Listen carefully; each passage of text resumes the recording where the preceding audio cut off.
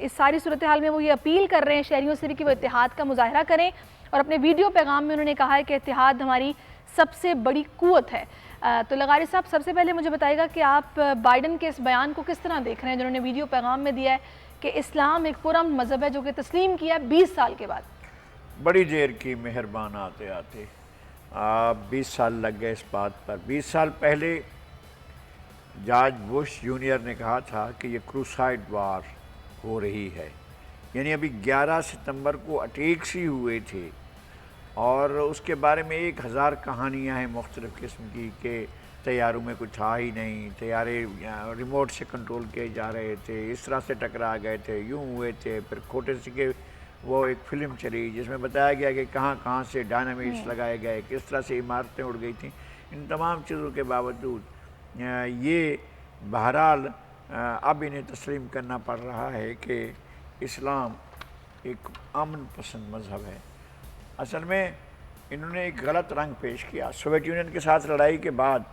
اور Soviet union کے انہدام کے بعد، اور کمیونزم کا خطرہ ٹال جانے کے بعد انہوں نے طے کیا کہ اب ایک اور جنگ چھیڑی جائے، اور یہ جنگ اسی سرد جنگ کا حصہ تھی جو سرد جنگ جو ہے 1950 سے لے کر 1991-92 تک لڑی گئی، اور یہ سرد جنگ ہر گھر میں، ہر ادارے میں، ہر جگہ پر وہ سیاسی جنگ تھی، وہ انتظامی جنگ تھی، وہ اخلاقی جنگ تھی، وہ غیر اخلاقی جنگ تھی، وہ مذہبی جنگ تھی، وہ غیر مذہبی جنگ تھی، وہ معاشی جنگ تھی، وہ غیر معاشی جنگ تھی، ہر طرح کی جنگ تھی سرد جنگ۔ اور اس کا جو ڈاکٹر تھا جس نے اس جنگ کو تشکیل دیا تھا، جس نے اس جنگ کے بارے میں ایک پلان تیار کیا تھا، وہ پال نیٹشے، اس نے اس جنگ کے اختتام تک اس کا وہ ہر امریکی صدر کا ایڈوائزر رہا اس معاملے پر، اور یہ سرد جنگ جو تھی وہ کمیونزم کے خلاف تھی۔ اب انہوں نے اسلام کے خلاف پھر ایک اور جنگ کا آغاز کیا۔ جو ہی وہ سرد جنگ ختم کی، اس کے تسلسل کے طور پر اس جنگ کو اور آگے لے جایا گیا، اور یہ ثابت کیا گیا ایک اور خطرہ ہے، ایک خطرہ ہم نے جو ہے وہ ختم کر دیا ہے، وہ کمیونزم کا خطرہ تھا، اب اسلام کا خطرہ ہے۔ اور اسلام کا خطرہ جو ہے وہ دراصل خطرہ نہیں تھا، انہوں نے اسلام کے نام کو استعمال کر کے ایک سادہ لو مذہبی قوم کو انگیخت کر کے اور ان کو اشتعال دلا کر ایک جنگ چھڑی تھی، اور اس کے بعد وہ سمجھ رہے تھے کہ یہ جنگ جو ہے پھر ہم ان کے ساتھ جیت کر اس کو بالکل صفحہ ہستی سے مٹا دیں گے۔ لیکن ہوا کیا؟ ہوا یہ ہے کہ 20 سال کے بعد امریکہ کو ایک شرمناک شکست کے بعد افغانستان سے واپس جانا پڑا ہے۔ اور اب جو امریکہ کے غم میں جو گھلے جا رہے ہیں ہمارے دوست، ان کو یہ سب کچھ نہیں ہضم ہو پا رہا ہے کہ امریکہ بھی شکست کھا سکتا ہے۔ جی امریکہ شکست کھا چکا ہے، امریکہ ویتنام میں شکست کھا چکا ہے، امریکہ کوریا میں شکست کھا چکا ہے، اپنے پٹھو چھوڑ جانے کے بعد بھی امریکہ شکست کھا چکا ہے، افغانستان میں وہ شکست کھا چکا ہے۔ یعنی آپ نے آ کر جس طرح سے رجیم چینج کی ڈاکٹرائن لائے کہ ہٹاؤ بھئی ہٹاؤ، صدام کو ہٹاؤ، ہٹاؤ بھی ہٹاؤ، طالبان کو ہٹاؤ، ہٹاؤ ہٹاؤ اس کو ہٹاؤ، تو آپ نے یہ سارے انسٹرومنٹ استعمال کیے، ہم بھی استعمال ہوئے، ہمارے 60-70 ہزار لوگوں کی جانیں گئی ہیں، اور وہ اس کو اتنے بڑے نقصان کے بعد اب وہ کہہ رہے ہیں کہ جناب نے اسلام تو پرامن مذہب ہے۔ چلیں آپ نے مان لیا،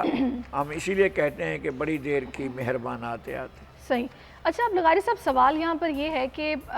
کابینہ نے آج جو نہیں ہے اس نے حلف اٹھانا تھا، لیکن اس تقریب کو انہوں نے مؤخر کر دیا ہے۔ 9/11 کا بھی حوالہ دیا جا رہا ہے کہ جو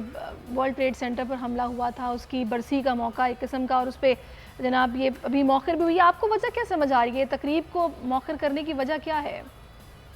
لیکن اس کی تاخیر کی وجہ ایک یہ معقول وجہ ہو سکتی ہے کہ اس دن بہرحال 9/11 کے واقعات ہوئے تھے، 11 ستمبر کو ہی ہوئے تھے، اسی دن ہوئے تھے، اور وہ عالمی برادری میں یہ تاثر نہیں ہوا تھا کہ اگر آپ کسی روز غم منا رہے ہیں اور کسی دن کو غم کے طور پر یاد کر رہے ہیں تو اس دن ہم اپنا جشن منا رہے ہیں اور اپنی حکومت بنا رہے ہیں۔ شاید وہ یہ تاثر نہیں دینا چاہتے، اور وہ اس طرح کا تاثر نہیں دیا چاہتے کہ ہم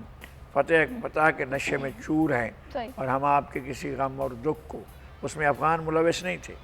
اس میں پاکستان ملوث نہیں تھا،